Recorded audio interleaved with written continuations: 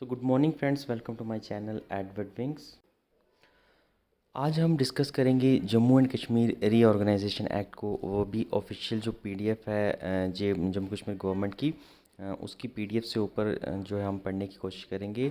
Although Iqbal sir ने आपको जो है जेएंडके रीऑर्गेनाइजेशन एक्ट जो है एक प्रिसाइज मैनर में जो है सब कुछ जो इम्पोर्टेंट है उसमें वो बता ही दिया है, लेकिन फिर भी काफ़ी बच्चों की डिमांड थी कि सर जैसे कोऑपरेटिव पोर्शन जो है पीडीएफ से पढ़ाया गया था, जो कोऑपरेटिव के एक्ट्स थे जैसे वो पीडीएफ से जो हाईलाइट करके इंपॉर्टेंट पॉइंट्स बताए गए थे, वैसे ही जो है जम्मू कश्मीर रीऑर्गेनाइजेशन एक्ट जो है उसको भी ऑफिशियल पीडीएफ से जो है हाईलाइट करके इंपॉर्टेंट पॉइंट्स जो उसके वो उसी तरह से डिस्कस किए जाएँ। तो बिल्कुल बच्चों की डिमांड सुनते हुए जो है आज हम इसी के ऊपर वीडियो बना रहे हैं और बिल्कुल वही पैटर्न फॉलो करेंगे जो कि हमने कोऑपरेटिव के टाइम जो है जेएंडके के जो कोऑपरेटिव एक्ट थे उनको जैसे ऑफिशियल पीडीएफ से पढ़ा था, इसको भी हम ऑफिशियल पीडीएफ से उसी तरह पढ़ने की कोशिश करेंगे। तो चलिए स्टार्ट करते हैं वीडियो।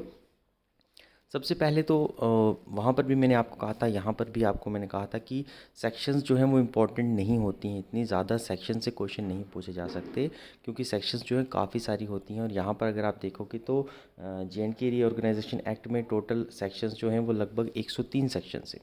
तो 103 सेक्शंस को याद करना जो है एक इम्पॉसिबल जो है चीज़ होती है, इसलिए आपको सिर्फ इम्पॉर्टेंट सेक्शन जो है याद करनी है, लेकिन पार्ट्स आपको इसके जो हैं वो सारे ही याद करने पड़ेंगे क्योंकि पार्ट्स जो हैं वो ज़रूरी हैं काफ़ी। ठीक है, और पार्ट्स की बात करें तो टोटल 14 पार्ट्स जो हैं जम्मू कश्मीर रीऑर्गेनाइजेशन एक्ट 2019 के हैं, जिसमें जो है मैंने सारे ही 14 के 14 पार्ट जो है मेंशन कर दिए गए हैं। ठीक है, तो आप स्क्रीनशॉट भी ले सकते हैं, ऑल्दो इसकी पीडीएफ भी आपको मिल जाएगी, तो आप स्क्रीनशॉट लेकर इनको याद कर सकते हैं। ठीक है, इसके बाद अगर आगे चलोगे तो आपको शेड्यूल्स भी कुछ मिलते हैं। आपको 5 शेड्यूल जो हैं जम्मू कश्मीर रीऑर्गेनाइजेशन एक्ट के अंदर मिलते हैं और 5 शेड्यूल किस किस चीज़ से डील करते हैं वो भी मैंने जो है यहाँ पर आपके लिए लिख दिया है, तो आप यहाँ से देखकर जो है लिख सकते हैं। ठीक है, शेड्यूल 1 है, शेड्यूल 2, शेड्यूल 3, शेड्यूल 4। शेड्यूल 1 की बात करें तो member of council of states यानी जम्मू कश्मीर यूटी के मेंबर जो राज्यसभा में कौन कौन से होंगे, ये उसके साथ जो है फर्स्ट शेड्यूल डील करता है। सेकंड शेड्यूल की बात करोगे तो जम्मू कश्मीर यूटी और लद्दाख की यूटी के कौन से मेंबर जो कि पार्लियामेंट में यानी लोकसभा में जाकर बैठेंगे वहाँ पर, ये सेकंड शेड्यूल उसके साथ डील करता है। थर्ड शेड्यूल की बात करोगे तो जेके यूटी की जो असेंबली की कॉन्स्टिट्यूंसीज होंगी, जहाँ पर असेंबली इलेक्शन होंगे, लेजिस्लेटिव असेंबली की सीटें, ये थर्ड शेड्यूल उसके साथ डील करता है। और फोर्थ शेड्यूल जो है वो various forms of oath and affirmation जो है, यानी जो भी मिनिस्टर सिलेक्ट होंगे, जो भी एमएलए सिलेक्ट होंगे, वो किस तरह की ओथ जो है लेंगे, वो फोर्थ शेड्यूल के अंदर आती हैं। और फिफ्थ शेड्यूल में अगर आपको पता है कि पहले काफ़ी सारे सेंट्रल लॉज जो हैं वो जम्मू कश्मीर के ऊपर एप्लीकेबल नहीं थे, लेकिन 370 टूटने के बाद और फिर रीऑर्गेनाइजेशन एक्ट आने के बाद काफ़ी सारे अब सेंट्रल जो है कानून जो हैं जो कि जम्मू कश्मीर पर अब लागू होने वाले हैं। तो ये फिफ्थ शेड्यूल उन सभी सेंट्रल लॉज की लिस्ट के साथ डील करता है जो कि जम्मू कश्मीर पर अब एप्लीकेबल हो चुके हैं। और कुछ पुराने लॉज जो कि जम्मू कश्मीर में पहले थे और अगर वो वहीं रहेंगे तो वो भी काफ़ी सारे लॉज जो हैं वो इसके बीच हैं। ठीक है, तो पीडीएफ है, पीडीएफ में हम देखेंगे काफ़ी सारे लॉज हैं आपके, इतने ज़्यादा वैसे काम के नहीं हैं लेकिन फिर भी हम कोशिश करेंगे। ठीक है, आइए अब स्टार्ट करते हैं लेक्चर डायरेक्ट। तो यहाँ पर ऑफिशियल पीडीएफ जो है वो आपकी यहाँ पर आपके सामने है, भारत का राजपथ। ठीक है, इंडिया की जो है सेंट्रल गवर्नमेंट की तरफ से जो है ये आपको पता है कानून पास हुआ था। यहाँ पर इंपॉर्टेंट पॉइंट्स की बात करें, ज़्यादा बकवास नहीं करेंगे हम, बिल्कुल इंपॉर्टेंट पॉइंट्स जो उसी के ऊपर देखेंगे। ऑल्दो हैं तो बहुत सारे पेजेस हैं, 57 पेजेस हैं, लेकिन काम की चीज़ आपकी शायद हार्डली 10 ही पेजेस होंगे जिस पे आपकी काम की चीज़ होगी, तो उसी को डिस्कस करेंगे। सबसे पहले तो इंपॉर्टेंट चीज़ है कि इस एक्ट को एसेंट जो है प्रेसिडेंट की यानी प्रेसिडेंट की मंजूरी कौन सी डेट को मिलती है, तो 9 अगस्त जो है, ठीक है, 9 अगस्त 2019 जो है तब इसको जो है प्रेसिडेंट की एसेंट मिलती है यानी प्रेसिडेंट की मंजूरी मिलती है। उसके बाद फर्स्ट पार्ट की तरफ चलेंगे अगर, तो फर्स्ट पार्ट जो है प्रीलिमिनरी से है डील करता है, यानी इसमें वेरियस टर्म्स वगैरह दी जाती हैं, इनकी कौन कौन सी टर्म यूज़ की गई हैं तो उसका मतलब क्या है, ये आपके लिए इतनी ज़्यादा इम्पॉर्टेंट नहीं है। उसके बाद पार्ट टू के ऊपर चलेंगे तो पार्ट टू जो है डील करता है, it is about reorganisation of state of Jammu and Kashmir. तो जम्मू कश्मीर स्टेट की रीऑर्गेनाइजेशन अब जो हुई है उसमें नई स्टेट जो सॉरी नई यूटी जो बनेगी अब उसकी क्या क्या रूल्स रहेंगे, क्या क्या रेगुलेशंस रहेंगे, ये सारे पार्ट टू में आ जाते हैं। सबसे पहले देखोगे तो formation of union territory of Ladakh without legislature, ठीक है। तो जम्मू कश्मीर स्टेट को अब तोड़कर आपको पता है दो यूटीज़ में बांट दिया गया है, एक तो लद्दाख यूनिटी बनाई गई है, दूसरी जो है जम्मू कश्मीर यूनिटी बनाई गई है। इसमें जो पहली जो है लद्दाख यूनिटी यूटी जो है इसमें लेजिस्लेचर जो है आपका नहीं होगा, यानी इसमें लेजिस्लेटिव असेंबली भी नहीं होगी और ना ही लेजिस्लेटिव काउंसिल होगी, ठीक है। ठीक है, तो इसमें कहा गया है कि on appointment day there shall be a newly formed union territory of Ladakh comprising all the following territories of existing state of Jammu and Kashmir namely Kargil and Leh, ठीक है। तो जम्मू एंड कश्मीर की जो करगिल एंड ले डिवीजन होती थी उसे जोड़कर जो है कि नई यूटी जो है बनाई गई है, जिसको कि अब लद्दाख यूटी के नाम से जाना जाएगा और जिसकी लेजिस्लेचर नहीं होगी। दूसरा पॉइंट है formation of UT of Jammu and Kashmir with legislature, ठीक है। तो यहाँ पर जो है मेंशन किया गया है कि एक बाकी जो एरिया बचा होगा जिसमें कि ले और पुरानी जो स्टेट थी हमारी जम्मू एंड कश्मीर उसमें ले और करगिल जो है वो तो जोड़कर लद्दाख बन गया, लेकिन उसके अलावा जो बचा एरिया रहेगा, ठीक है, अदर देन दो स्पेसिफाइड इन सेक्शन 3, तो वो सारा एरिया जो है वो कॉन्स्टिट्यूट करेगा आपकी जम्मू एंड कश्मीर यूटी को, और इसका लेजिस्लेचर जो है वो ज़िंदा रहेगा, यानी लेजिस्लेटिव असेंबली जो है इसकी वो रहेगी, ऑल्दो लेजिस्लेटिव काउंसिल जो है उसे एबॉलिश कर दिया गया है, ठीक है।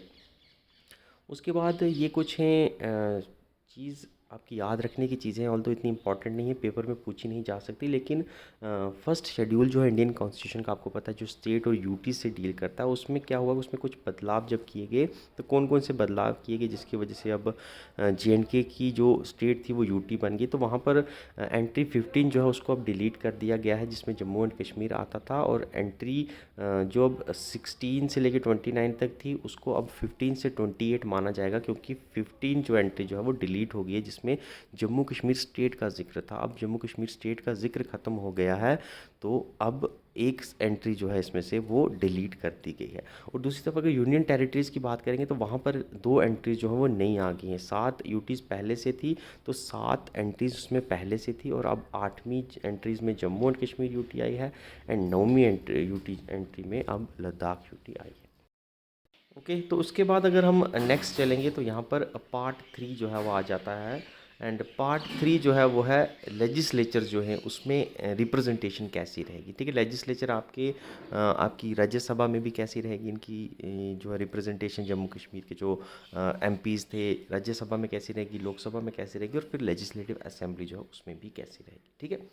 अब कहता है कि फोर्थ शेड्यूल जो है कॉन्स्टिट्यूशन का उसमें जो बदलाव हुए हैं, यानी राज्यसभा के रिलेटेड जो था उसमें जो बदलाव हुए हैं, फिर उसके हिसाब से जो है क्या अब सिचुएशन जो है जम्मू कश्मीर के पिछले MPs जो है उनकी रहने वाली, ठीक है। काउंसिल ऑफ स्टेट्स की बात हो रही है, यानी राज्यसभा की बात हो रही है। अब कहते हैं कि फोर्थ शेड्यूल जो है उसमें कुछ बदलाव होते हैं, जिसमें एंट्री 21 जो है उसको डिलीट कर दिया गया है, और एंट्री 22 से लेकर 31 जो कहते थे पहले, अब 21 से 30 होगी, क्योंकि बीच में 21 जो है वो ख़त्म होगी, सॉरी 21 से 30 जो थी अब 22 से 31 होगी, क्योंकि 21 जो है वो डिलीट होगी। अब कहता है कि एंट्री 30 के बाद जो है एक और एंट्री जो है 31 जो है इंसर्ट कर दी गई है, जो कि अब जम्मू कश्मीर के रिलेटेड होगी। और क्या क्या बदलाव आए हैं, तो राज्यसभा में अगर आप देखो कुछ ज़्यादा बदलाव जो हैं वो नहीं आए हैं। यहाँ पर ये कहा गया कि 4 सीटिंग मेंबर जो हैं राज्यसभा के, जो कि existing state of Jammu and Kashmir से आते थे, ठीक है। तो 4 मेंबर जो कि existing state of Jammu Kashmir से जो राज्यसभा के मेंबर रहते थे वो बिल्कुल वैसे के वैसे ही रहेंगे, ठीक है। Shall have been deem to be elected to fill the seats allotted for the union territory of Jammu and Kashmir. तो 4 जो राज्यसभा में हमारे MP थे जम्मू कश्मीर स्टेट के, वो वैसे के वैसे ही रहेंगे, वहीं के रहेंगे, और उनकी टर्म जो होगी वो भी बिल्कुल बदली नहीं जाएगी। यानी पहले अगर उनकी टर्म जितनी थी 6 साल की टर्म, आपको पता चलती रहती है इनकी, 2-2 साल बाद और 2 रिटायरमेंट्स होती रहती हैं, तो वो इनकी टर्म जो है वो वैसी की वैसी रहेगी। उसके बाद हाउस ऑफ पीपल्स की बात करें, यानी लोकसभा में जो है क्या पोजीशन रहने वाली है, तो यहाँ पर कहा गया है कि on the appointment day there shall be allocated 5 seats to the Jammu and Kashmir UT and 1 seats to the UT of Ladakh. तो 5 सीटें जो है अब लोकसभा में 5 सीटें जो हैं वो जम्मू कश्मीर लेजिस्लेचर को मिलेंगी, यानी जम्मू कश्मीर यूटी की लेजिस्लेचर को मिलेंगी, और एक सीट जो है वो लद्दाख के लिए जाएगी। यानी पहले आपको पता है टोटल 6 एमपीज़ जो है लोकसभा के लिए चुने जाते थे, अब उसमें से एक लद्दाख में से चुना जाएगा और 5 जो हैं वो जम्मू कश्मीर में से चुने जाएंगे। ठीक है। उसके बाद नेक्स्ट देखोगे तो डीलिमिटेशन जो है उसकी बात हुई है, तो 1976 का जो ऑर्डर है डीलिमिटेशन का, जिसमें ये कहा गया था कि 2026 तक अब जो है डीलिमिटेशन जम्मू कश्मीर और इंडिया में भी नहीं होगी। अब वो ऑर्डर जो है कहता है कि उसको बदल दिया गया है, अब उसको अमेंडमेंट कर दिया गया है और अब कहता है कि डीलिमिटेशन की जाएगी और इस ऑर्डर को बदला जाएगा और डीलिमिटेशन में देखा जाएगा कि 2011 के सेंसस के मुताबिक जो है अब कितनी कॉन्स्टिट्यूंसी किस इलाके में बन रही है, तो उसमें वो अमेंडमेंट करके उसमें वो बदलाव लाया जाएगा। ठीक है। अब कहता है कि हर एक सिटिंग मेंबर जो होगा लोकसभा का वो वही मेंबर रहेगा, उसको बदला नहीं जाएगा। यानी जो पहले लोकसभा के मेंबर थे 5 चुने हुए वो वैसे के वैसे ही रहेंगे और उनकी टर्म जो है यानी उनका जो टर्म 5 साल का था वो भी वैसे का वैसा ही रहेगा। ठीक है। अब कहता है कि जम्मू कश्मीर के लिए जो एलजी आया है एंड जम्मू कश्मीर की जो लेजिस्लेटिव असेंबली है उसकी क्या जो है अब स्टेटस रहने वाला है, तो यहाँ पर कहता है कि आर्टिकल 239A जो है भारतीय संविधान का वो अब जम्मू कश्मीर पर लागू होगा। अब कहता है कि क्या है प्रोविज़न, प्रोविज़न जो है आर्टिकल 239A के जो कि अब पहले तक पुडुचेरी की यूटी पर अप्लाई होते थे, वही जो प्रावधान जो है वो जम्मू कश्मीर यूटी के ऊपर भी अप्लाई होंगे। ठीक है। वहाँ पर भी आपको पता है कि यूटी है विद लेजिस्लेचर है पुडुचेरी में और वो आर्टिकल 239A के अंडर जो है उसके प्रोविजंस बनाए गए और सेम प्रोविजंस जो है अब वो एप्लीकेबल होंगे जम्मू एंड कश्मीर यूटी पर भी। ठीक है। अब कहता है कि एडमिनिस्ट्रेटर जो है आर्टिकल 239 के अंदर जो है 239A के अंदर जो है वो जम्मू कश्मीर में भी बिठाया जाएगा, जिसको कि लेफ्टिनेंट गवर्नर के नाम से जाना जाएगा। आप जानते हैं प्रेजेंटली मनोज सिन्हा जी जो है हमारे लेफ्टिनेंट गवर्नर हैं और ये इसी आर्टिकल 239A के अंदर जो प्रोविजंस हैं उसके तहत ही इनको जो यहाँ के एडमिनिस्ट्रेटर बनाया गया है। ठीक है। अब कहते हैं कि there shall be legislative assembly, Jammu Kashmir के लिए लेजिस्लेटिव असेंबली होगी और टोटल नंबर ऑफ सीट्स जो है इस लेजिस्लेटिव असेंबली की जो कि डायरेक्ट इलेक्शन के द्वारा फिल की जाएंगी। आपको पता आने वाले टाइम में इलेक्शन भी होने वाले हैं, तो जो ओरिजिनल पीडीएफ है उसमें ये कहा गया है विदाउट डिलिमिटेशन। अभी डिलिमिटेशन से पहले ये कहा गया कि टोटल सीटें जो है इसकी वो 107 होनी चाहिए including the seats from PoK. ठीक है। तो जो पीओके में सीटें हैं उनको मिलाकर जो है इसकी 107 सीटें होनी चाहिए। ठीक है। 107 सीटें टोटल हैं, 24 सीटें आपको पता है पीओके के लिए जो है रिजर्व रखी गई हैं और अगर 107 में से 24 निकालोगे तो 83 सीट्स जो हैं यानी जो प्रेजेंटली इलेक्शन अब होंगे उसमें 83 सीट होंगी। आल्दो इसमें अब 7 डिलिमिटेशन की सीट्स जो हैं वो भी इंक्लूड करके टोटल सीट जो हैं वो 90 हो गई हैं, लेकिन वो अब लेट अमेंडमेंट आया है तो ओरिजिनल पीडीएफ में उसका जिक्र नहीं है। लेकिन आपको पता ही होगा, ये चीज़ भी याद रखिएगा कि डिलिमिटेशन जो है उसमें 7 सीटें जो हैं बढ़ाई गई हैं। 7 सीटों में से अगर आप देखोगे तो 60 सीटों में से 6 सीटें जो हैं वो जम्मू के लिए बढ़ाई गई हैं और एक सीट जो है आपकी वो कश्मीर डिवीज़न के लिए बढ़ाई गई है। और एक और इम्पॉर्टेंट चीज़ जो है याद रखिएगा, मैंने पहले भी बताई है कि डिलिमिटेशन कमीशन का जो चेयरमैन थे उनका नाम याद रखिएगा, she is a female and उनका नाम था रंजना प्रकाश देसाई। ठीक है। रंजना प्रकाश देसाई इम्पॉर्टेंट नाम है, याद रखिएगा। ये हमारी जो डिलिमिटेशन कमीशन थी जम्मू कश्मीर की उनकी चेयरमैन थी and she is a lady. Okay. तो टोटल जो सीटें रहेंगी वो 107 रहेंगी। डिलिमिटेशन के बिना अभी बात कर रहा हूँ, डिलिमिटेशन डालोगे तो 114 हो जाएंगी, 7 बढ़ा देनी है। ठीक है। उसके बाद ये कहा गया है कि जो आपकी पाकिस्तान ऑक्युपाइड कश्मीर है उसके लिए 24 सीट्स जो हैं रिज़र्व रखी जाएंगी जब तक वो हासिल नहीं हो जाता। तो काफ़ी उम्मीदें हैं हमें, अच्छी बात है, उम्मीद होनी भी चाहिए। तो ये 24 सीटें जो हैं ये वैकेंट रहेंगी जब तक पीओके जो है वापस भारत का पार्ट नहीं बन जाता। ठीक है। उसके बाद असेंबली में यही कहा गया कि सीट्स जो हैं एसटी एससीज़ के लिए भी अब रिज़र्व रखी जाएंगी, जो कि पहले नहीं होता था।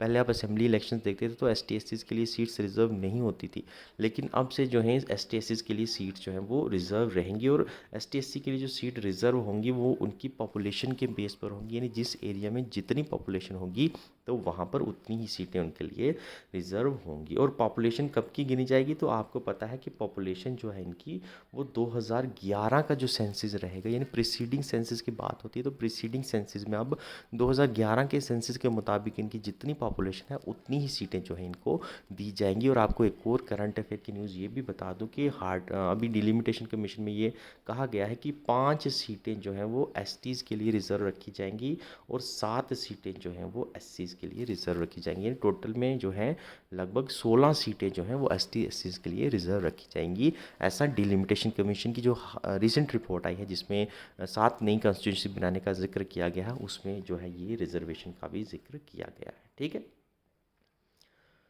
उसके बाद आगे आप चलोगे तो वीमेंस की रिप्रेजेंटेशन की बात होती है, तो वीमेंस कितनी आएंगी असेंबली में। तो पहले जो है यही कहा गया है कि हर एक पार्टी जो कि इलेक्शन लड़ रही है तो उसको वीमेंस जो है उनको एडिक्वेटली रिप्रेजेंट करना चाहिए। ऑल तो कंपलसरी नहीं है, लेकिन फिर भी ये प्रोत्साहित किया जाता है कि आप जो टिकट देते हो किसी भी एमएलए के लिए, जो कोई भी पार्टी टिकट दे रही है, मान लीजिए अब 90 सीट पर इलेक्शन होगा, तो हम यही उम्मीद करते हैं कि एटलीस्ट 1/3 सीट जो है वो लड़कियों को नॉमिनेट वहाँ पर किया जाना चाहिए।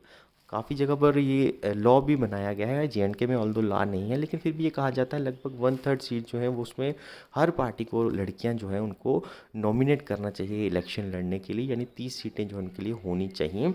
लेकिन आपको पता है कि बहुत कम मौका जो है लड़कियों को यहाँ पर दिया जाता है पॉलिटिकल पार्टीज़ की तरफ से, क्योंकि वो हमेशा इन्फ्लुएंस वाले बंदे की तरफ ही जाते हैं। और इन्फ्लुएंस में अगर आप देखोगे तो वीमेंस जो है उनका ज़्यादा इन्फ्लुएंस नहीं माना जाता, इसीलिए जो है वीमेंस को ज़्यादा टिकट्स नहीं दी जाती। लेकिन जम्मू कश्मीर में ये कहा गया है इस एक्ट के अंदर, यानी रीऑर्गेनाइजेशन एक्ट के अंदर कहा गया है कि जब मान लीजिए कि इलेक्शन हो जाते हैं और इलेक्शन में वीमेंस जो है एडिक्वेटली रिप्रेजेंट नहीं हो पाती, और एलजी को अगर ये लगता है कि ये जो असेंबली नहीं बनी है इसमें वीमेंस जो हैं वो एडिक्वेटली रिप्रेजेंटेड नहीं है, तो वो अपनी तरफ से 2 वीमेंस जो हैं उनको नॉमिनेट जो है वो असेंबली में कर सकता है। ठीक है, अगर उसको लगता है कि वीमेंस जो हैं एडिक्वेटली रिप्रेजेंटेड नहीं है, तो मैक्सिमम जो है कितनी वीमेंस जो है उसको रिप्रेजेंट कर सकता है, तो वो 2 वीमेंस जो है उनको रिप्रेजेंट कर सकता है। कौन करेगा? एलजी। ठीक है, नॉमिनेट करेगा। उसके बाद कहता है कि क्वालिफिकेशन जो है यानी लेजिस्लेटिव असेंबली के लिए अगर आपको इलेक्शन लड़ना है अभी सेक्ट के अंदर, यानी आपको एमएलए अगर बनना है, तो आपकी क्या क्वालिफिकेशन होनी चाहिए। सबसे पहले तो आप अब सिटीज़न ऑफ इंडिया होने चाहिए। ठीक है, पहले जो इलेक्शन होते थे जम्मू कश्मीर में उसमें हमारा डोमिसाइल हमारा permanent resident of Jammu Kashmir होना चाहिए था, लेकिन अब वो प्रावधान खत्म हो गया है। अब आप सिटीज़न ऑफ इंडिया होने चाहिए और आपकी एज जो है वो 25 साल से कम नहीं होनी चाहिए। ठीक है, तो कम से कम 25 साल की एज आपकी होनी चाहिए या उससे ऊपर होनी चाहिए, तभी आप जो है इलेक्शन लड़ने के काबिल रह सकते हैं। ठीक है, बाकी दूसरी क्वालिफिकेशंस भी हैं, इतनी ज़्यादा इंपॉर्टेंट नहीं है। ठीक है, अब ड्यूरेशन अगर आप देखोगे लेजिस्लेटिव असेंबली की कितनी रहेगी, तो अब कहता है कि अगर एलजी उसे डिसॉल्व नहीं करता है तो नॉर्मली जो है हमारी असेंबली जो है जेएंडके की, उसकी ड्यूरेशन जो है वो 5 साल की रहेगी। और ये ड्यूरेशन कब शुरू होती है? जब नई इलेक्टेड जो असेंबली होती है वो फर्स्ट मीटिंग जब अपनी करती है, तो तब से जो है वो 5 साल उसके वो स्टार्ट हो जाते हैं। ठीक है, और अब नया प्रावधान क्या है कि जब इमरजेंसी अगर लगती है आर्टिकल 352 के अंदर भारत में अगर इमरजेंसी लगती है और जेएंडके पर भी उसकी एप्लीकेबिलिटी होती है, तो फिर ये ड्यूरेशन जो रहेगी 5 साल की, इसको मैक्सिमम जो है एक टाइम के लिए, एक टाइम में मैक्सिमम 1 साल के लिए और भी बढ़ाया जा सकता है। लेकिन कहता है कि जब प्रोक्लेमेशन जो है इस इमरजेंसी की वो ख़त्म होगी, यानी इमरजेंसी जो है जब लगी, तो उसको आप एक टाइम में 1 साल तक की ड्यूरेशन जो है बढ़ा सकते हैं लेजिस्लेटिव असेंबली की। लेकिन मान लीजिए कि इमरजेंसी जब ख़त्म होगी, तो उस इमरजेंसी का ख़त्म होने का जब प्रोक्लेमेशन पास हुआ प्रेसिडेंट की तरफ से, तो उसके बाद जो है मैक्सिमम टू मैक्सिमम 6 महीने तक ही जो है यहाँ पर ड्यूरेशन जो है इसकी असेंबली की और एक्सटेंड की जा सकती है। और 6 महीने के बाद फिर आपको जो है अगर डिसॉल्व करना है तो असेंबली डिसॉल्व कर दीजिए, अदरवाइज़ नए इलेक्शन आपको करवाने पड़ेंगे। ठीक है, ठीक है, तो इमरजेंसी लगेगी तो मैक्सिमम 1 साल के लिए आप बढ़ा सकते हैं, 1 साल एक टाइम में बढ़ा सकते हैं। फिर उसके बाद अगर इमरजेंसी नहीं ख़त्म हुई है, सिचुएशन नहीं ख़त्म हुई, तो आप 1 साल के लिए और इमरजेंसी को बढ़ा सकते हैं। तो एक टाइम में एक ही साल के लिए बढ़ाया जा सकता है। और बाकी जब इमरजेंसी ख़त्म हो जाए तो फिर अगले 6 महीने के अंदर अंदर आपको जो एक्सटेंशन जो दी गई है लेजिस्लेटिव असेंबली की ड्यूरेशन में, उसको ख़त्म करना पड़ेगा। ठीक है, उसके बाद सेशंस की बात करें तो कितने सेशंस जो हैं लेजिस्लेटिव असेंबली के रहेंगे, तो अब कहता है कि ये सब लिeutenant गवर्नमेंट के डिपेंड है कि वो टाइम टू टाइम जो है लेजिस्लेटिव असेंबली के सेशंस जो हैं वो उनको समन करता रहेगा। और बाकी ये नंबर ऑफ़ कितने सेशंस होने चाहिए ये मेंशन इसमें नहीं है, लेकिन ये कहा गया है कि जो लास्ट सीटिंग जो है, पिछले जो सेशन जो है उसकी लास्ट सीटिंग और अगले आने वाले सेशन की फर्स्ट सीटिंग के बीच का गैप जो है वो 6 महीने से ज़्यादा का नहीं होना चाहिए। ठीक है, यानी आपकी अगर जनवरी में एक सेशन बुलाया है आपने, तो दूसरा सेशन जो है आपका वो जुलाई में आना चाहिए, या जुलाई के ज़्यादा बाद नहीं आना चाहिए। ठीक है, तो 6 महीने से ज़्यादा का गैप नहीं होना चाहिए। ठीक है, उसके बाद कहते हैं कि लेफ्टिनेंट गवर्नर जो है वो समन तो कर ही सकता है। समन में है कि उनको बुला सकता है, कोई भी ऑर्डर कर सकता है कि आप स्टार्ट कीजिए सेशन, या दूसरा तीसरा order, कोई भी उसको समन कहेंगे। उसके बाद प्रोरोग जो है ये भी कर सकता है। प्रोरोग में होता है कि जो ऑनगोइंग सेशन रहता है असेंबली का, वो पूरे का पूरा सेशन ही ख़त्म हो जाता है। मान लीजिए दिसंबर में अगर सेशन हुआ था 15 दिसंबर को, और वो 15 जनवरी को ख़त्म होना था, तो ये अगर लेफ्टिनेंट गवर्नर को लगेगा कुछ हालात अगर बिगड़ रहे हैं तो वो प्रोरोग कर सकता है, यानी 15 जनवरी से पहले भी जो है उस सेशन को वो ख़त्म कर सकता है। उसके बाद डिज़ोल्व की बात करें तो इसमें तो पूरी असेंबली डिज़ोल्व हो जाती है, और कोई भी एमएलए जो है उसकी कोई भी पावर नहीं रहती, तो वो डिज़ोल्व भी कर सकता है अगर लेफ्टिनेंट गवर्नर को लगेगा। ठीक है, उसके बाद स्पीकर एंड डिप्यूटी स्पीकर जो हैं वो होते हैं, और ये जो हैं अमॉन्ग द मेंबर, यानी जो एमएलए बनेंगे उन्हीं के बीच में से जो है सिलेक्ट किए जाएंगे, जो कि इनमें से एक स्पीकर बनेगा और एक डिप्टी स्पीकर बनेगा। और अगर स्पीकर को रिज़ाइन देना है तो वो डिप्यूटी स्पीकर को देगा, और डिप्यूटी स्पीकर को रिज़ाइन देना है तो वो स्पीकर को देगा। ठीक है, और इसके अलावा स्पीकर जो है उसको रिमूव भी किया जा सकता है कि रेजोल्यूशन के द्वारा, अगर जो असेंबली है उसमें से मेजॉरिटी ऑफ मेंबर्स जो हैं इस रेजोल्यूशन को पास करें कि स्पीकर जो है इस वक्त मौजूदा स्पीकर वो हमारा स्पीकर नहीं रहना चाहिए किसी भी एलिगेशंस की वजह से, तो उस मेजॉरिटी से अगर एक रेजोल्यूशन पास हो जाएगा असेंबली में, तो तब भी स्पीकर जो है उसको हटाना पड़ेगा। ठीक है, और फिर कहता है कि अगर रेजोल्यूशन अगर आपको पास करवाना है जिसमें आपको स्पीकर को निकलवाना है, तो उससे पहले 14 दिन का नोटिस जो है वो आपको स्पीकर को देना ज़रूरी है। ठीक है, अब कहता है कि बाकी तो चलिए छोड़िए, जब निकलेगा तो निकलेगा। अगर सब कुछ अच्छा चल रहा है तो जब मान लीजिए असेंबली डिसॉल्व भी हो जाती है, तो स्पीकर जो है वो अपना ऑफिस इमीडिएटली विकेट नहीं करता। जब तक कि नई असेंबली बनकर उसकी पहली मीटिंग नहीं हो जाती, तब तक वो पुराना स्पीकर जो इलेक्टेड है वही अपना काम करता रहेगा। ठीक है, अब कहते हैं कि अगर स्पीकर जो है अपने ऑफिस से वेकेंट रहेगा, तो उसकी ड्यूटीज़ जो हैं वो डिप्यूटी स्पीकर परफॉर्म करेगा। अगर मान लीजिए डिप्टी स्पीकर भी ऑफिस में नहीं है, उस वो भी वेकेंट है, तो फिर जो रूल्स ऑफ प्रोसीजर हैं असेंबली के, उसके तहत जो है एक नया स्पीकर जो है वो चुना जाएगा। ठीक है, अब कहता है कि नेक्स्ट है वो है स्पीकर और deputy speaker not to preside while a resolution for his removal from his office is under consideration. अब मान लीजिए कि अगर स्पीकर को या डिप्यूटी स्पीकर के को हटाने के लिए कोई रेजोल्यूशन जो है वो उसकी डिस्कशन जो हो रही है यानी अंडर कंसिडरेशन है, तो उस टाइम में वो स्पीकर या डिप्यूटी स्पीकर जो है वो वहाँ की जो मीटिंग रहेगी वहाँ को प्रिसाइड नहीं कर सकता। ठीक है, ऑल्दो वो प्रेसिडेंट रहता है, लेकिन जब उसके खिलाफ रेजोल्यूशन पास हो रहा हो तो उस टाइम में वो मीटिंग्स जो है उनको प्रिसाइड नहीं कर सकता। उस टाइम जो है वो नया प्रेसिडेंट जो है वो चुना जाता है, जो कि उस मीटिंग को प्रिसाइड करता है। और एक और चीज़ भी आपने देखी होगी कि ऑल्दो इस स्पीकर के पास और डिप्टी स्पीकर के पास जो है एक कास्टिंग वोट का अधिकार रहता है, यानी जब भी कोई बिल पास होता है तो सबसे पहले जो वोटिंग होती है उसमें स्पीकर जो है खुद पहले वोट नहीं करता। अगर मेजॉरिटी से पास हो जाए तो ठीक है, वो फैसला दे देता है। अगर टाई हो जाए तो फिर उसके पास एक कास्टिंग वोट का अधिकार रहता है। लेकिन जब कहता है कि रेजोल्यूशन उसके खिलाफ जो है पास हो रहा हो, उस टाइम उसके पास उस कास्टिंग वोट का हक जो है वो भी छीन लिया जाता है, और उसके पास फर्स्ट वोट का राइट जो है वो दिया जाता है। यानी उसके खिलाफ जो भी रेजोल्यूशन पास होगा तो वो फर्स्ट वोट जो है वो दे सकता है। जब टाई हो जाए तो उसके पास कास्टिंग वोट का अधिकार जो है वो रेजोल्यूशन के टाइम नहीं रहता। ठीक है, उसके बाद कहते हैं कि स्पेशल एड्रेस जो है रहता है लेफ्टिनेंट गवर्नर का। जब भी असेंबली जो है लेजिस्लेटिव असेंबली के सेशंस आते हैं तो वो स्पेशल एड्रेस जो वो करता है। 2 बार स्पेशल एड्रेस जो है वो करता है। एक तो है मान लीजिए जब नए जनरल इलेक्शन हुए, नई असेंबली बनी, तो उस नई असेंबली की जो फर्स्ट सेशन रहता है उसके बनने के बाद, तो उसको भी एड्रेस करता है एक स्पेशल एड्रेस। और दूसरा जो है हर साल का जो पहला सेशन होता है, ठीक है, हर साल में मान लीजिए 3 अगर सेशन होते हैं, तो जो सबसे पहला सेशन होता है जनवरी का, उस पहले सेशन को भी ये एड्रेस करता है, दूसरे और तीसरे को नहीं करेगा, फिर नेक्स्ट ईयर के पहले सेशन को करेगा। ठीक है, तो 2 बार जो है कम से कम ये एड्रेस को सेशन को एड्रेस करता है। ठीक है, उसके बाद राइट्स जो है मिनिस्टर और एडवोकेट जनरल के क्या रहते हैं, तो कहता है कि हर एक मिनिस्टर जो है और एडवोकेट जनरल जो है उसको किसी भी प्रोसीडिंग में, यानी लेजिस्लेटिव असेंबली की कोई भी प्रोसीडिंग चल रही है, कोई पार्लियामेंट्री कमेटी की प्रोसीडिंग चल रही है, तो वहाँ पर वो बैठ सकते हैं, उसको सुन सकते हैं, वहाँ पर वो अपने व्यूज़ भी दे सकते हैं।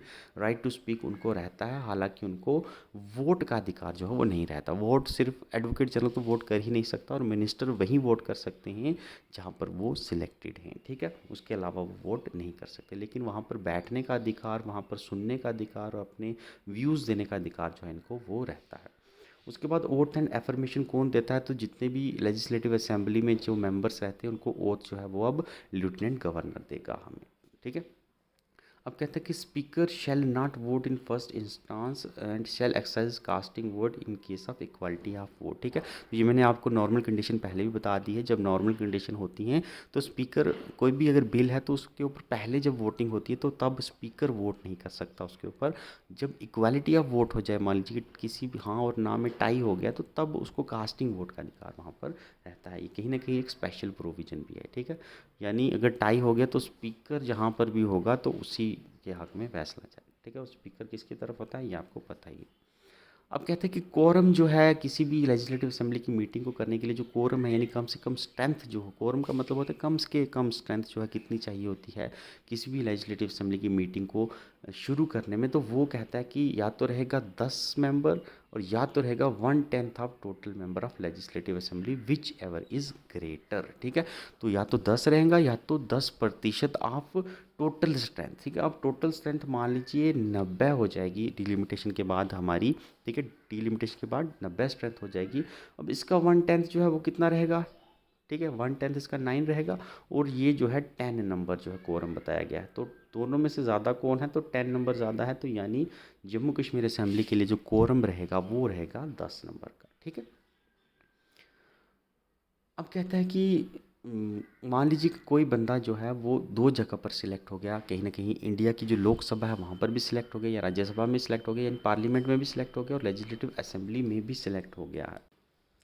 तो अगर दोनों जगह वो सिलेक्ट हो गया, तो अगर वो अपनी चॉइस ही नहीं देगा कि मुझे, अगर पहली बात है दोनों जगह सिलेक्ट हो गया, तो अगर वो अपनी चॉइस दे देता है, एक स्पेसिफिक टाइम मेंशन होता है प्रेसिडेंट की तरफ से। ठीक है, प्रेसिडेंट जो है एक स्पेसिफिक टाइम मेंशन करता है, उस टाइम के अंदर अंदर इनको बताना पड़ता है कि क्या ये पार्लियामेंट की सीट में जाना चाहते हैं या लेजिस्लेटिव असेंबली की सीट में जाना चाहते हैं। अगर बता दिया तो ठीक है, वहीं पर इनको जाना पड़ता है, दूसरी जगह से रिज़ाइन करना पड़ता है। लेकिन अगर ये बताएं ही नहीं उस स्पेसिफिक टाइम के अंदर कि हमें कहाँ जाना है, तो उस केस में इनकी कौन सी सीट वैकेंट होगी, तो seat in parliament shall vacate, तो जो इनकी पार्लियामेंट में सीट होगी वो अल्टीमेटली वैकेट हो जाएगी, और फिर इनको अपनी असेंबली के अंदर ही काम करना पड़ेगा। ठीक है, अगर ये अपनी आपको पता है कि अपनी मर्ज़ी जो स्पेसिफिक पीरियड के अंदर बता देंगे कि हमें अगर मान लीजिए पार्लियामेंट में जाना है, तो फिर वैसे का वैसा ही चलेगा। ठीक है, अब कहता है if a member of legislative assembly resign to speaker. ठीक है, तो लेजिस्लेटिव असेंबली के मेंबर को अगर रिज़ाइन करना है तो अपना रेजिग्नेशन किसको देगा, तो वो स्पीकर को देगा। ठीक है, और एक और कंडीशन है जिसमें जो है मेंबर को निकाला जा सकता है कि अगर एक मेंबर जो है वो लगातार 60 दिन के लिए लेजिस्लेटिव असेंबली से एब्सेंट रहता है बिना परमिशन लिए वहाँ के स्पीकर से, तो तब भी उसको निकाला जा सकता है। लेकिन उन 60 दिनों में वो पीरियड नहीं गिना जाएगा जिसमें जो है असेंबली, मान लीजिए जिस पीरियड में प्रोरोग या एडजर्न हो गई थी मोर देन 4 कॉन्जिक्यूटिव डेज, तो 4 दिन से ज़्यादा का अगर कोई प्रोरोग हो गई थी असेंबली या एडजर्न हो गई थी, तो उस पीरियड को उसमें फिर नहीं गिना जाएगा। 4 से कम के लिए प्रोरोग या एडजर्न हुई थी तो वो ड्यूरेशन जो है वो ज़रूर गिनी जाएगी। ठीक है, तो 60 दिन का टाइम रहता है, 60 दिन में आप अगर एबसेंट रहेंगे लगातार बिना परमिशन के, तो आपको मेंबरशिप से निकाला जा सकता है। ठीक है, अब मेंबर्स को डिस्क्वालीफाई भी किया जा सकता है अगर वो किसी भी गवर्नमेंट सर्विसेज में इन्वॉल्व हैं, गवर्नमेंट सर्विसेज में अगर उनका पैर है तो उसको निकाला जा सकता है। ठीक है, इसलिए जो भी मान लीजिए गवर्नमेंट सर्वेंट इलेक्शन की तरफ जाता है तो आपको पता है उनको पहले रिज़ाइन करना पड़ता है। ठीक है, तो आप एक टाइम में आप पॉलिटिक्स और गवर्नमेंट का पार्ट नहीं हो सकते। ठीक है, या फिर मान लीजिए कहता है कि वो पार्लियामेंट के किसी हाउस में अगर सिलेक्ट हो गया और वहाँ पर जाना चाहता है, तो तब भी उसको जो है डिस्क्वालीफाई किया जा सकेगा, नहीं किया जाएगा। ठीक है, और फिर कहता है कि अगर कोई भी क्वेश्चन अराइज होता है डिस्क्वालिफिकेशन को लेकर, मान लीजिए कि इसको डिस्क्वालीफाई किया गया, वो सही था या गलत था, तो अगर ऐसा कोई भी क्वेश्चन अराइज किया होता है तो उसको सॉल्व करने की फाइनल जो है पावर किसको दी गई है, तो लेफ्टिनेंट गवर्नर को जो है ये पावर दी गई है कि डिस्क्वालिफिकेशन के रिलेटेड कोई भी मैटर है उसका फैसला जो है लेफ्टिनेंट गवर्नर ही रहेगा, और लेफ्टिनेंट गवर्नर का फैसला डिस्क्वालिफिकेशन पर फाइनल रहेगा, इसको कोई चैलेंज नहीं कर सकता। ठीक है। हालांकि कहता है कि अगर डिस्क्वालिफिकेशन के ऊपर लेफ्टिनेंट गवर्नर को कोई ऑर्डर पास करना है तो उससे पहले जो उसको इलेक्शन कमीशन जो है इंडिया का, इलेक्शन कमीशन ऑफ इंडिया से उसको ओपिनियन ज़रूर लेना पड़ेगा कि डिस्क्वालिफिकेशन का मैटर है, मुझे क्या करना चाहिए, और जो भी राय जो है उसको इलेक्शन कमीशन देगा, फिर उसके हिसाब से ही आपको उसका फैसला लेना पड़ेगा। लेकिन जो भी फैसला वो लेगा वो फाइनल रहेगा और बाइंडिंग रहेगा। ठीक है। और दूसरा आप कहते हैं कि डिस्क्वालिफिकेशन डिफेक्शन के, यानी 10th शेड्यूल के अंदर आपको पता है डिफेक्शन है। डिफेक्शन मतलब दल बदलू जो रहते हैं, एक पार्टी से दूसरी पार्टी की तरफ चले जाते हैं, कभी भी चले जाते हैं, तो आपको पता है कुछ उसके भी प्रावधान हैं अलग से, ये 10th शेड्यूल के अंदर हैं। तो अगर उसके अंदर किसी की डिस्क्वालिफिकेशन हो रही है तो पहले 10th शेड्यूल के अंदर डिफेक्शन अगर कोई करता था तो वो जम्मू कश्मीर पर लागू नहीं होता था। लेकिन अब इसके भी प्रोविज़न जो हैं वो लागू हैं, और अगर कोई भी दल बदलू होगा, क्योंकि 10th शेड्यूल के अंदर जो है इलीगल जो भी प्रोविज़न है उसके अंदर अगर कोई बदलता है पार्टी अपनी, तो उसको भी यहाँ से निकाला जाएगा। ठीक है, उसको डिस्क्वालीफाई कर दिया जाएगा। अब लेजिस्लेटिव पावर्स किस हद तक रहेंगी, तो कहता है कि बहुत ज़रूरी चीज़ है, इसको प्लीज़ याद रखिएगा। आपका कहता है कि जो स्टेट्स रहती हैं, आपको पता है वो कोई भी एक्ट्स जो हैं वो बना सकती हैं जो भी स्टेट लिस्ट के अंदर। ठीक है, स्टेट लिस्ट के अंदर जितने भी आपको पता है प्रोविजंस हैं, जितने भी वहाँ पर आइटम्स मौजूद हैं, उसके ऊपर जो स्टेट रहती है वो सब आइटम्स के ऊपर कानून बना सकती है। लेकिन जम्मू कश्मीर जो असेंबली है इसको हालांकि स्टेट लिस्ट की मैक्सिमम आइटम्स के ऊपर कानून बनाने का जो है पावर दी गई है, लेकिन स्टेट लिस्ट के अंदर जो है दो आइटम्स जो यानी एंट्री फर्स्ट और एंट्री सेकंड के अंदर जो आइटम्स रहती हैं उसके अंदर जो सब्जेक्ट्स रहते हैं उन पर जो है उन पर कानून बनाने का अधिकार इनको नहीं दिया गया। और एंट्री वन में जो है वो पब्लिक ऑर्डर आता है, यानी पब्लिक ऑर्डर के रिलेटेड जो है हमारी लेजिस्लेटिव असेंबली कोई कानून नहीं बना सकती। और दूसरा आर्टिकल एंट्री टू के अंदर जो है वो पुलिस आती है, तो पुलिस और पब्लिक ऑर्डर जो है स्टेट लिस्ट के अंदर ही आते हैं। इन दो के ऊपर हमारी असेंबली जो है कानून नहीं बना सकती। इसके अलावा जो स्टेट लिस्ट में जितने भी सब्जेक्ट होंगे और दूसरे कॉन्करेंट लिस्ट में भी जितने भी सब्जेक्ट हैं उनके ऊपर कानून बनाने का अधिकार दिया गया है, सिर्फ दो को छोड़कर। ठीक है, तो यूटी होने का ये जो है नुकसान होता है कि आप पब्लिक ऑर्डर और पुलिस के ऊपर कंट्रोल नहीं रख सकते। इनके ऊपर कानून बनाने का हक जो है वो किसको होगा, वो होगा हमारी पार्लियामेंट को, हमारी सेंटर को। ठीक है, और बाकी कॉन्करेंट लिस्ट में जो सब्जेक्ट है उसके ऊपर आपको पता है कि दोनों को ही बनाने का अधिकार रहता है। ठीक है, उसके बाद ये भी है कि हालांकि दो अधिकार तो हमसे छीन लिए गए, पब्लिक ऑर्डर और पुलिस को छीन ही लिया गया, लेकिन उसके अलावा भी एक प्रावधान जो है रखा गया है जिसकी वजह से हमारी कहीं ना कहीं लेजिस्लेटिव असेंबली एक टूथलेस असेंबली जो है उसको कहा जाएगा, यानी जिसके चबाने के लिए तो काफ़ी चीज़ें दी गई हैं लेकिन खाने के लिए जिसको दांत नहीं दिए गए। और इस प्रोविज़न को अगर आप पढ़ोगे तो ये पूरा प्रोविज़न अगर आप पढ़ोगे तो इसमें एक क्रक्स मैं आपको बताता हूँ। इसमें कहता है कि मान लीजिए कि स्टेट लिस्ट के ऊपर जो है हमारी असेंबली ने जो है वो कोई भी कानून बना दिया है, या फिर कॉन्करेंट लिस्ट के ऊपर से भी मान लीजिए कोई कानून बना दिया है, और उसी कानून के ऊपर मानी उसी आइटम के ऊपर हमारी स्टेट ने भी एक कानून बना दिया, स्टेट की असेंबली ने, हमारी यूटी की असेंबली ने, चाहे वो स्टेट लिस्ट से हो चाहे वो कॉन्करेंट लिस्ट से हो, और at the same time parliament ने भी उसी आइटम के ऊपर अगर कानून बना दिया है, तो जो पार्लियामेंट ने कानून बनाया होगा वही कानून जो है वो माना जाएगा। यानी हमारी स्टेट का जो कानून बनाया होगा वो बिल्कुल भी नहीं माना जाएगा, और जो पार्लियामेंट ने उस लिस्ट पर कानून बनाया, उस आइटम पर कानून बनाया है, वही जो है प्रीवेल करेगा, और बाकी स्टेट का बनाया गया कानून जो है वो फेल हो जाएगा। ठीक है, तो ये कहीं ना कहीं पे एक और पावर्स जो है उनकी छीना गया है उन पावर्स को, और ये कुछ अच्छी चीज़ जो है एक हमारी स्टेट के फ्यूचर के लिए वो नहीं है। ठीक है, अब एक कंडीशन और है कि provided if such law made by legislative assembly have been reserve for consideration of president and receive his assent and such law shall prevail in union territory of Jammu and Kashmir.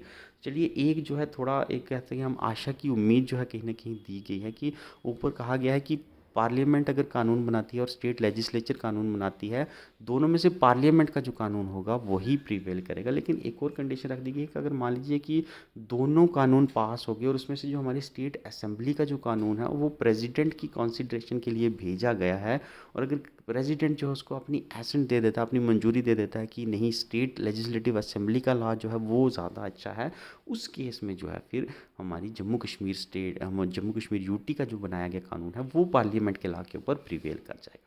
तो ये कहीं ना कहीं ये चलो एक आशा की उम्मीद दी गई है, लेकिन प्रेसिडेंट साहब अब किसकी सुनेंगे ये भी आप अच्छी तरीके से जानते हैं। अब फाइनेंशियल बिल्स के ऊपर जो है एक स्पेशल प्रोविज़न ये बनाया गया है कि कोई भी बिल जो है लेजिस्लेटिव असेंबली जो रहेगी हमारी यूटी की, उसमें नहीं भेजा जाएगा अगर वो मान लीजिए कोई टैक्स के अबॉलिशन के लिए, यानी कोई भी फाइनेंशियल बिल है या मनी बिल है वो एलजी को रिकमेंड किए बिना, एलजी की रिकमेंडेशन के बिना मनी बिल या फाइनेंशियल बिल जो है वो लेजिस्लेटिव असेंबली में जो है वो भेजा नहीं जाएगा। ठीक है।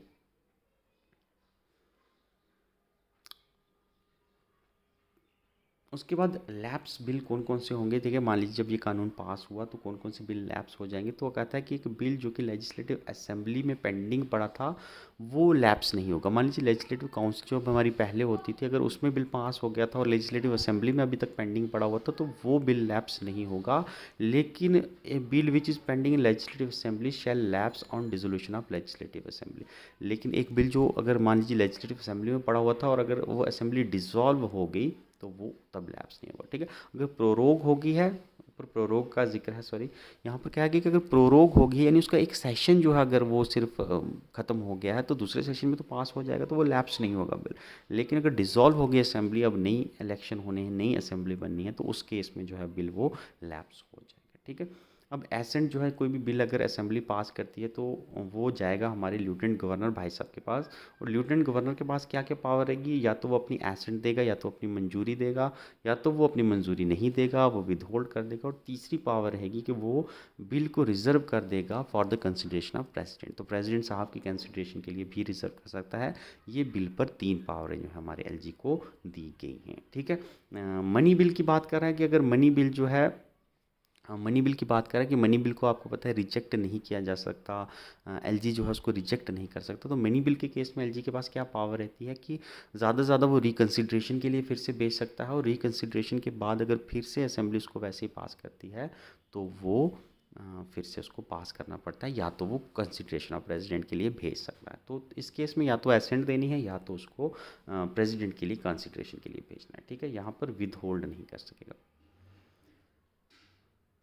Bill reserved for consideration. When a bill is reserved for lieutenant government for the consideration president, the president shall declare either his assent to the bill or withhold his assent. तो जब प्रेसिडेंट के पास consideration के लिए भेजा जाता है तो president के पास क्या ऑप्शन रहता है कि या तो वो अपनी एसेंट देगा, या तो मंजूरी देगा, या तो वो उसको मंजूर नहीं देगा, विद होल्ड कर देगा। तो दो इसके उसके पास दो ही ऑप्शन है, क्योंकि वो आगे फर्दर किसी को तो नहीं भेज सकता। अब एनुअल फाइनेंशियल स्टेटमेंट की बात करें, बजट की बात करें, तो आर्टिकल 41 के अंदर जो हमारा बजट आता है, याद रखिएगा, तो लेफ्टिनेंट गवर्नर जो है इसको प्रेजेंट करेगा हर साल हमारी असेंबली के पास। और इसमें क्या रहता है आपको पता है, रिसीप्ट एंड एक्सपेंडिचर कितना रहेगा जेकेयूटी का वो होता है, और इसको अब फाइनल एनुअल फाइनेंशियल स्टेटमेंट का नाम दिया गया है। ठीक है। इसमें क्या क्या चीज़ होती हैं, यही खर्चे हैं कि कितना रेवेन्यू रहेगा, कितना एक्सपेंडिचर रहेगा। ठीक है। अप्रोप्रिएशन बिल होगी जो कि चार्ज एक्सपेंडिचर आते हैं, यानी जिस पर वोटिंग नहीं करनी है उसको अप्रोप्रिएशन बिल बोलते हैं। जिस पर वोटिंग करनी है वो तो चलिए बाद में फाइनेंशियल बिल बनेगा ही बनेगा। ठीक है। अप्रोप्रिएशन बिल जिसमें आपको जो बजट से निकालना है, यानी मान लीजिए मिनिस्टर्स की सैलरी निकालनी है, एलजी की सैलरी निकालनी है, तो ये सारे अप्रोप्रिएशन बिल्स के अंदर आते हैं, तो इसको पास जल्दी से जल्दी करना पड़ता है। उसके बाद सप्लीमेंट्री ग्रांट्स कुछ होती हैं, एडिशनल ग्रांट्स होती हैं, यानी जितना पैसा मान लीजिए बजट में अप्रूव हुआ वो पूरा नहीं हो पाया किसी भी स्कीम के अंदर, तो उसको एडिशनल ग्रांट्स देने का भी प्रोविज़न जो है वो रखा गया है। ठीक है। वोट ऑन अकाउंट जो है किसके लिए होता है, तो वोट ऑन अकाउंट मान लीजिए आज बजट पास हुआ, 1 अप्रैल को बजट जो है पास हो रहा है, और बजट पेश हो रहा है 1 अप्रैल को, तो मान लीजिए कि इसको पास होते होते मान लीजिए जून आ गया, क्योंकि काफ़ी सारी डिस्कशन होती हैं उसके ऊपर, आपको पता है कई बार स्क्रूटिनी के लिए भी भेजा जाता है, तो काफ़ी टाइम लग जाता है। लेकिन 1 अप्रैल के बीच में से 1 अप्रैल से जून के बीच का जो 2 महीने का टाइम होगा, इसके बीच भी तो कुछ खर्चा होगा, तो उस खर्चे के लिए भी तो कुछ एडवांस चाहिए होता है। तो उस इन बिटवीन बिल के पास होने के बीच का जो टाइम है, उसके खर्च उस टाइम के खर्चे के लिए जो एडवांस ग्रांट होती है, उसके लिए जो है वोट ऑन अकाउंट दिया जाता है। ठीक है, तो इस खर्चे के लिए पैसा जो है वो पहले ही निकाल दिया जाता है बिल के पास होने से पहले। ठीक है, उसके बाद ऑफिशियल लैंग्वेज की बात करें कि कौन सी रहेगी, तो ऑफिशियल लैंग्वेज कहा गया है कि जो लेजिस्लेटिव असेंबली होगी हमारी, वो कोई भी लैंग्वेज जो है अपनी उसको ऑफिशियल लैंग्वेज सेलेक्ट कर सकती है। कश्मीरी, हिंदी और इंग्लिश कुछ भी हो सकती है, जो भी ये सिलेक्ट करेगी। ठीक है, हालांकि कहता है कि बिजनेस जो है असेंबली का, यानी असेंबली जो है वो वहाँ पर जो उनका काम काज चलता रहेगा, वो भी उस ऑफिशियल लैंग्वेज में ही चलेगा, या फिर हिंदी और इंग्लिश। ठीक है, या हिंदी या इंग्लिश होनी चाहिए, या फिर कोई भी लोकल लैंग्वेज अगर ये अडॉप्ट करना चाहती हैं, एक से ज़्यादा भी लैंग्वेज अडॉप्ट करना चाहते हैं, तो ये असेंबली कर सकती है। उसके अलावा कहता है कि स्पीकर ये देखता है कि किसी भी मेंबर को अगर ऑफिशियल लैंग्वेज अगर जो सेलेक्ट की है, उसमें से भी कोई लैंग्वेज नहीं आ रही है, तो वो उसको अपनी मदर टंग में बोलने के लिए भी असेंबली में अलो कर सकता है। ठीक है, अब कहता है कि जो बिल, एक्ट्स और ऑर्डर रहेंगे वो सिर्फ इंग्लिश के अंदर ही रहेंगे। तो जो भी बिल्स वगैरह पास होंगे, ऑर्डर्स वगैरह होंगे, वो सिर्फ इंग्लिश लैंग्वेज में ही पास होंगे। ठीक है, restriction on discussion in legislative, तो लेजिस्लेटिव असेंबली की जो भी डिस्कशंस वगैरह रहेंगी, वो किसी भी हाई कोर्ट या सुप्रीम कोर्ट के अंदर जो है वो उसको डिस्कस नहीं किया जा सकता, उसको क्वेश्चन नहीं किया जा सकता। ठीक है, कोर्ट्स जो हैं वो इंक्वायर नहीं कर सकते। ठीक है, जो भी लेजिस्लेटिव असेंबली के अंदर फैसले वगैरह लिए जाएंगे, तो उसको कोर्ट में चैलेंज नहीं किया जाए। ठीक है, मतलब अंदर जो मेंबर्स जो हैं डिस्कशन हो रही है, उनको जो है लीगल प्रोसीडिंग उनके खिलाफ कोई नहीं की जाएगी। हालांकि बिल जो है आपको पता है वो जुडिशियल रिव्यू के लिए आप चैलेंज करना चाहेंगे तो वो कर सकते हैं, वो उसमें कोई बड़ी बात नहीं। ठीक है, अब कहते हैं कि एलजी को ये पावर दी गई है कि जब असेंबली जो है मान लीजिए सेशन में नहीं है, कि व्हेन असेंबली जो है इज़ नॉट इन सेशन, तो लेफ्टिनेंट गवर्नर जो है वो ऑर्डिनेंसेस भी पास कर सकता है। अगर उसको ज़रूरी लग रहा है कि कानून बनाना ज़रूरी है, तो उसके लिए जो है ऑर्डिनेंस जो है पास कर सकता है। हालांकि वो ऑर्डिनेंस जो है कब ख़त्म हो जाएगा, तो मान लीजिए जब नई असेंबली बनती है, तो उसकी जो री असेंबली की जो मतलब नई असेंबली जब बनती है, सेशन मान लीजिए नहीं था, और जब वो सेशन में आ जाती है, उस सेशन में आने के 6 वीक के अंदर जो है वो ख़त्म हो जाता है। हालांकि उसके पहले अगर एलजी चाहेगा तो वो पहले भी इस ऑर्डिनेंस को विड्रॉ कर सकता है, लेकिन मैक्सिमम उसके बाद 6 ही हफ्ते तक वो रहेगा। अब कहते हैं कि काउंसिल ऑफ मिनिस्टर जो हैं for union territory of Jammu and Kashmir, union territory के जो मान लीजिए लेजिस्लेटिव असेंबली बनेगी, उसके अंदर काउंसिल ऑफ मिनिस्टर कितने रहेंगे, तो वो रहेंगे 10% of total number of member. ठीक है, 10% यानी कितना, मान लीजिए 90 अगर सीट्स रहेंगी, तो 10 ही हमारे मेंबर बन सकते, काउंसिल ऑफ मिनिस्टर बन सकते। ठीक है, जो मिनिस्टर रहेंगे हमारे भाई साहब। अब कहते हैं कि लेफ्टिनेंट गवर्नर जो है उसकी डिस्क्रिशन जो है उसको दी गई है कि अगर कोई भी लेजिस्लेटिव असेंबली की प्रीव्यू में कोई भी अगर मान लीजिए कि उसको पावर नहीं दी गई है, उस पर कोई कानून बनाना है या उस पर कोई फैसला लेना है, तो वो एलजी की डिस्क्रिशन दी गई है। और साथ ही साथ एलजी को आईएएस की सर्विसेज जो रहेंगी उसकी भी डिस्क्रिशन एलजी को दी गई है, और एंटी करप्शन ब्यूरो की डिस्क्रिशन जो है वो भी एलजी को दी गई है। ये असेंबली के हाथ में नहीं है। ठीक है, अब कहते हैं कि कोई भी मैटर अगर ये आता है कि क्या ये मैटर एलजी की डिस्क्रिशन के अंदर आता है या नहीं आता है, तो इस पर फैसला लेने का हक जो है वो भी एलजी को ही दिया गया है। तो काफ़ी सारी पावर्स जो है हमारी असेंबली में अब एलजी को दे दी गई हैं। ठीक है, अब दूसरे प्रोविज़न क्या है कि चीफ मिनिस्टर को कौन अपॉइंट करेगा, तो एलजी अपॉइंट करेगा, और बाकी मिनिस्टर को भी एलजी अपॉइंट करेगा, लेकिन on the advice of chief minister. ठीक है, चीफ मिनिस्टर्स को कितना देर टेन्योर रहेगा, तो he shall hold the office at the pleasure of lieutenant governor. तो जब तक लेफ्टिनेंट गवर्नर जो है वो चाहता है तभी तक वो मिनिस्टर रह सकता है। ठीक है, एमएलए तो वो 5 साल तक रहेगा, लेकिन मिनिस्टर वो कब तक रहेगा, तो वो लेफ्टिनेंट गवर्नर तक रहेगा। तो लेफ्टिनेंट गवर्नर के ऊपर किसकी चलती है, मिनिस्टर के खाते में अगर आप देखो तो वो चीफ मिनिस्टर की चलेगी रियलिटी में अगर आप देखो। ठीक है, उसके बाद काउंसिल ऑफ मिनिस्टर जो हैं वो कलेक्टिवली रिस्पॉन्सिबल रहेंगे लेजिस्लेटिव असेंबली को। ठीक है, लेजिस्लेटिव असेंबली ही चाहेगी तो उनको निकाल सकती है, और वही इनको एंटर करेगी। ठीक है, अब कहते हैं कि मिनिस्टर जो है उसको ओथ कौन दिलाएगा, तो लेफ्टिनेंट गवर्नर ही मिनिस्टर को भी ओथ दिलाएगा। अब कहता है कि minister who for any period of 6 consecutive month is not a member of legislative assembly shall at the expiration of that period cease to be a minister. मान लीजिए कोई मिनिस्टर है और वो 6 महीने तक कहता है कि लेजिस्लेटिव असेंबली में अगर नहीं आ रहा है तो 6 महीने के बाद फिर उसको मिनिस्टर की पदवी से भी निकाल दिया जाएगा। ठीक है। अब लेजिस्लेटिव काउंसिल की बात करें तो लेजिस्लेटिव काउंसिल जो है उसको अबॉलिश कर दिया गया है, ये आपको पता ही है। और हर एक मेंबर जो कि पहले एमएलसी होता था वो अब ख़त्म, वो अब कुछ नहीं रहेगा। ठीक है। अब all the bill pending in legislative assembly shall lapse on the abolition of council. ठीक है। सो लेजिस्लेटिव काउंसिल में जितने भी बिल पेंडिंग पड़े हुए थे इस कानून के आने से पहले, वो सारे बिल जो हैं वो अब लैप्स हो जाएंगे। ठीक है। उसके बाद नेक्स्ट चलेंगे तो पार्ट 4 जो आता है वो है लद्दाख की यूटी। लद्दाख की यूटी को भी आर्टिकल 239A के अंदर ही इसके जो प्रोविज़न है उसी में डाला गया है, हालांकि इसकी असेंबली जो है वो नहीं है। अब डीलिमिटेशन की बात करें तो पार्ट 5 जो है वो डीलिमिटेशन के साथ डील करता है। और कितनी डीलिमिटेशन की सीटें होंगी, तो जैसा कि मैंने आपको पहले ही बताया, इसके अंदर भी बता दिया गया था कि डीलिमिटेशन की सीटें जो है वो 7 और बढ़ाई जाएंगी। टोटल जो 107 मेंशन था पीछे वो अब 114 हो गया, और जो 83 इलेक्टेड होने थे वो अब 90 इलेक्टेड होंगे। ठीक है। और इसमें भी ये कहा गया कि सीट्स जो एस के लिए रिजर्व होंगी, कितनी रिजर्व होंगी ये भी मैंने आपको बता दिया है। ठीक है। उसके बाद आगे इतने ज़्यादा इंपॉर्टेंट पॉइंट्स नहीं हैं, जल्दी जल्दी हम इसको डिस्कस करेंगे ख़त्म करके। पार्ट 6 जो है वो शेड्यूल ट्राइब और शेड्यूल कास्ट के लिए आता है। और इसमें ये कहा गया कि जो SC ST ऑर्डर है जिसमें ये सीट्स की रिजर्वेशन की बात होती है हर एक पॉलिटिकल टीयर में, वो अब जो है इनके ऊपर एप्लीकेबल रहेगा वो ऑर्डर। उनको अब रिजर्वेशन भी जो है बराबर से जो है लद्दाख और जम्मू कश्मीर में वो मिलती रहेगी। अब पार्ट 7 जो है वो मिसलेनियस और ट्रांजिशनल प्रोविजंस हैं, जिसमें ये कहा गया कि कंसोलिडेट फंड जो है अपना जम्मू कश्मीर का होगा। उसके बाद इनका पब्लिक अकाउंट फ़ंड होगा। ठीक है। अपना पहले भी था ऑल दो। ठीक है। उसके बाद कंटीजेंसी फ़ंड होगा जो LG जिसको डिस्पोज करेगा। ठीक है। इसको पावर जो है निकालने की वो LG के पास रहती है। ठीक। देखिए जो कंसोलिडेटेड फंड है उसको, उसमें से पैसा निकालना है तो पार्लियामेंट की परमिशन चाहिए। जो पब्लिक अकाउंट फंड है उसमें से पैसा निकालना है तो एग्जीक्यूटिव की जो है परमिशन चाहिए होती है। और कंटीजेंसी फंड में से पैसा निकालना है तो या तो सेंटर में प्रेसिडेंट की जो है वो चाहिए होती है परमिशन, और स्टेट या यूटी के अंदर LG की जो है वो चाहिए होती है। ठीक है। और कंटीजेंसी फंड में से आप ऐसे ही पैसा निकाल नहीं सकते। अगर कोई ऐसा एक्सपेंडिचर आ गया है जो कि आपको पहले पता नहीं था कि ऐसा एक्सपेंडिचर भी आने वाले टाइम में आ सकता है, कोई विपदा आ गई है, कोई आपदा आ गई है, तो उसी केस में आप वहाँ से फंड निकाल सकते हैं। ठीक है।